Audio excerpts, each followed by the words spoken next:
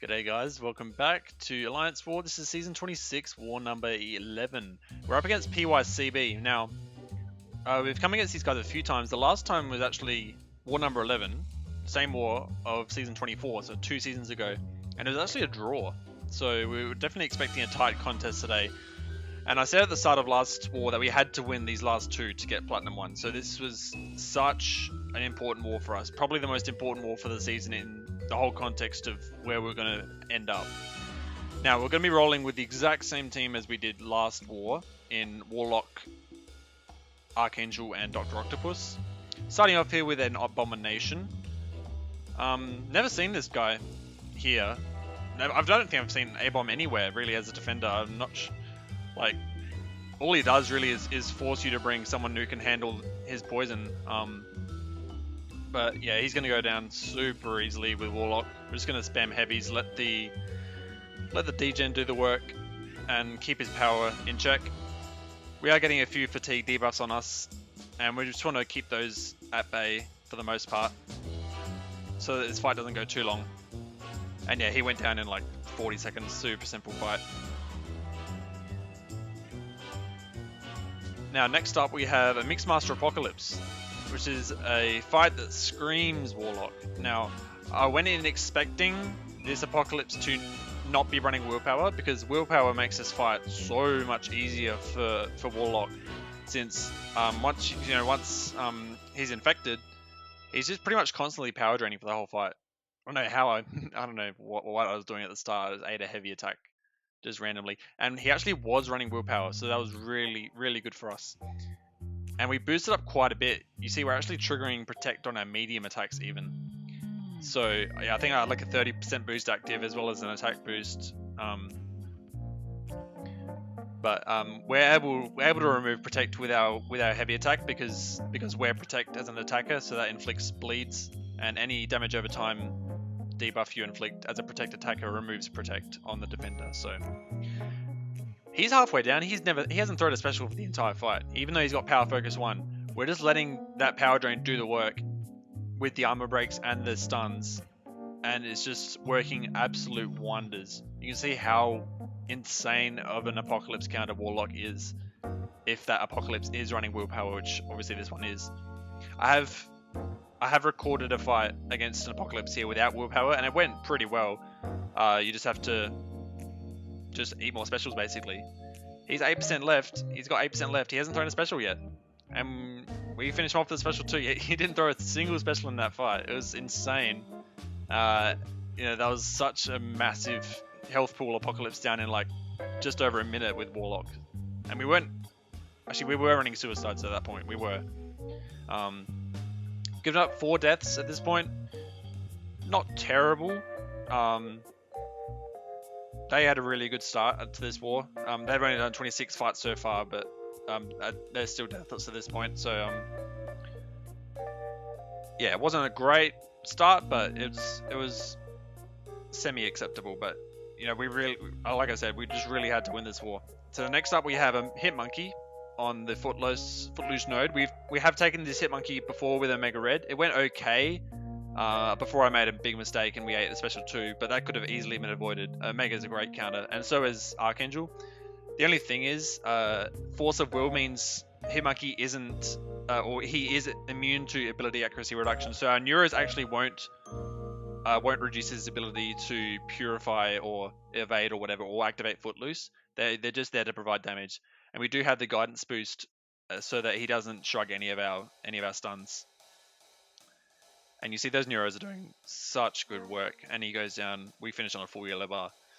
Really successful fight for Archangel against a tricky defender. Not tricky, but just can be really annoying and can trip you up if you're not prepared. So, heading into our section 2 path, we're starting off with the Spider Ham. This is a super simple fight for Archangel.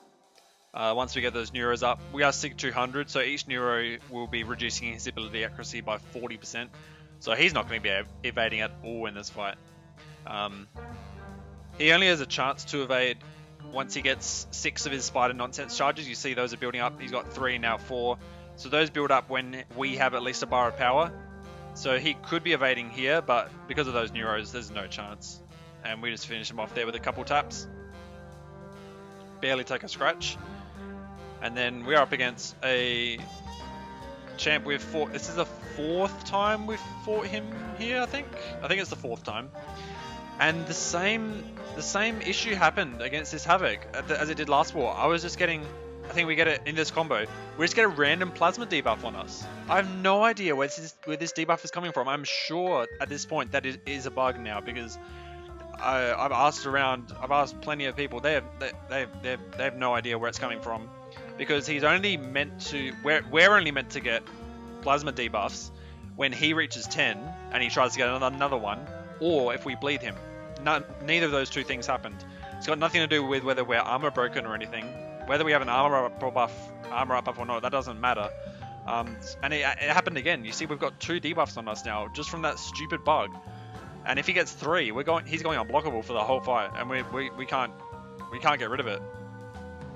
So I was really worried at this point. I throw the special 3, and that gets a bit of him off, and that will keep power draining him for a bit. He had a few infections on him, so I'm just really just praying, crossing my fingers, hoping that he doesn't get a 3rd plasma debuff. And I really, really hope that if I have to take this fight again, that I'm kind of just tempted to use like Dr. Octopus or Colossus, just because I don't want this to happen to Warlock. Get those plasma debuffs. I'm not sure if it's just against Warlock or if it's something to do with the node interactions, but it's really annoying, and we're very lucky he didn't go unblockable. So it was. We were a little bit behind. 11 deaths out of 111 fights. It wasn't a great spot to be in. They'd performed really, really well. Only 4 deaths in 70 fights, which is great for Platinum 2. And you know, once we place our defenders, not much we can do. We just got to let our defenders do the work, and they credit to them, they were mowing through us. So we've got a Rage Hyperion next. This is a standard fight for Dr. Octopus. Well, not super standard, but for the most part it is. We're just going to be parry heavying until the special 3 to get that extended power lock. We don't really need the extended power lock. Dr. Octopus can counter Hyperion really well just with a regular power lock. You know, we can keep detonating it with a heavy. He's only had 1 special so far, and we've got 30% of him down. But the extended power lock I just go for usually because it's safe, but it was a mistake in this fight. And I didn't boost my attack at all. I only boosted my health by 20%. Obviously we trigger rage with that special 3, and last time I fought him, even without any boost, we were triggering rage on our last hit of our special 1 when it crit. You see it crits there. It only barely reaches the rage threshold. I think the rage threshold was like 5,000 and something, and we hit it with 5,100. So it's such a fine margin, and we hit it again. He's got 3 now, and now I'm really concerned. And I'm just praying that Doc Ock doesn't crit, and I'm just really going back over the footage now. I just should have stopped with this strategy. I should have stopped throwing special 1s, because I threw and he just crit. He crit like 3 times in a row, and he goes unblockable. And then he starts playing super passively. Of course, he doesn't want to go for any of my intercepts. We do get it in there when we refresh the special 1. Of course, it doesn't crit that time when we want the damage in, and we get clipped on as we dash back. It's really not a good time. He's playing super defensive. You know, he's holding block like a motherfucker. We get a special intercept there, but you know and we try to go in for a stand-up intercept after, but he's not having a bar of it. And then we just get clipped again on the way back, and he knocks us out. And it was really, it's my 3rd death of the season, and I'm just really pissed at myself that I'm just letting down the Alliance so much with these really unavoidable deaths. They're really unavoidable deaths. You know, we had the same thing against that Havok in the first war, where I didn't change my strategy mid-fight when I should have, and it cost us again this time. When I noticed that we were critting enough, and he was likely to go unblockable, you know, when he reached 4 Furies, I should have stopped throwing special 1s. throw in heavy attacks, because what that does is, you know, it's okay, it removes the power lock and we get the normal power lock instead, but that's fine because we're not triggering rage that way. And you saw at the start of the fight, we were still keeping his power well in tow just by heavy spamming. We got 30% of his health off and he only threw one special attack. It's a really safe strategy just to spam heavy for the entire fight. I was just treating it as if it was like an aspect of evolution fight where we didn't want him to get any bars of power, but that's just not, it doesn't work. It doesn't work because it triggers rage and it costs us this time. So now we have a Tigra on the Hurt Locker mini. I guess, I actually don't know why she's placed here. I think her real danger comes from her special 2, and in this fight she's not getting to her special 2 at all because of Power Focus 1. So I think she does really a lot better on like a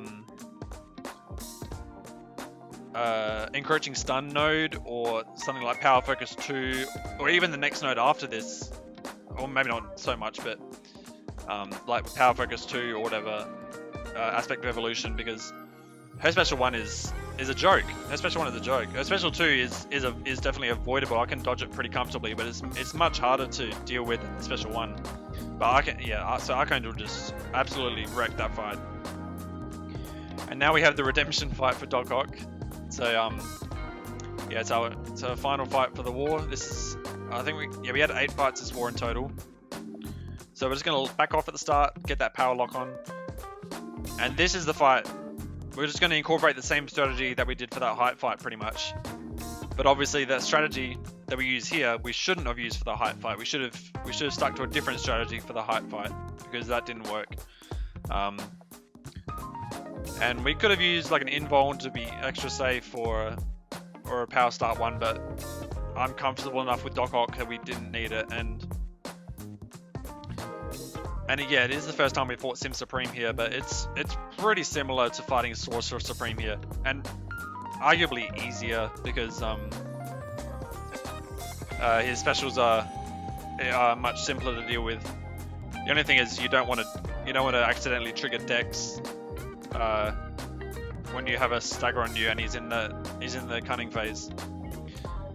So he is healing a bit of the power lock damage back from willpower, but we're easily out damaging that with our basic attacks. We are boosted up pretty heavily here now. We got a 30% boost, like a 20% attack boost, and some health boosts. The health boost from the hype fight. So just over a minute in, he's almost down, and just a couple more hits.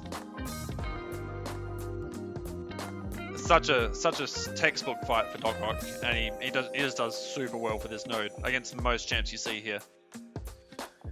And yeah, so it was a death overall. I think just a few of us have given up. I think I told myself I hadn't given up, but